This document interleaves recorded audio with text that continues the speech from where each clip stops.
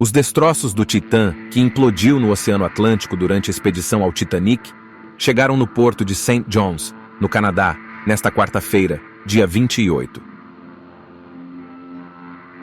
Depois de mais de uma semana da implosão do submarino Titã, que resultou na morte de todos os 5 tripulantes a bordo, equipes no Canadá recuperaram fragmentos dos destroços e os trouxeram para a costa.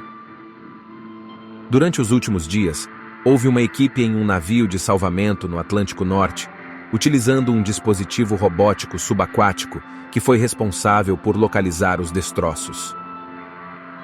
Eles conseguiram resgatá-los do fundo do Oceano Atlântico, a uma profundidade de cerca de 12 a 13 mil pés, próximo aos destroços do Titanic, que estão a aproximadamente 2,5 milhas abaixo.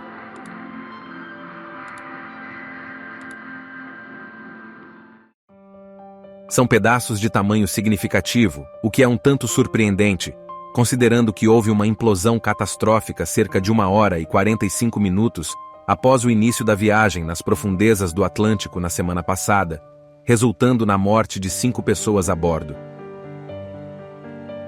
É importante lembrar que o incidente ocorreu em águas internacionais, porém, em uma área onde os Estados Unidos estavam realizando operações de busca e resgate. Vale ressaltar que houve advertências e preocupações levantadas em relação à construção e aos materiais utilizados, como a fibra de carbono. O piloto do navio foi alertado e criticado por profissionais da indústria marítima, os quais sugeriram que essa não era a forma adequada de realizar tal viagem. O posicionamento do empresário foi dado em novembro do ano passado ao podcast Unsung Science, após uma expedição ao Titanic. Na entrevista, Rush não apenas evidenciou a presença de possíveis riscos, como se mostrou contrário ao excesso de segurança. Abre aspas. Se você só quer estar seguro, não saia da cama, não entre no seu carro, não faça nada.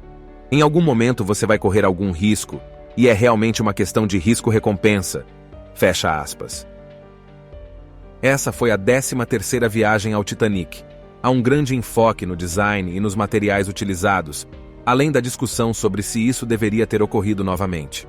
A Guarda Costeira dos Estados Unidos está liderando a investigação e também avaliando se deve ser tomada alguma ação penal em decorrência disso.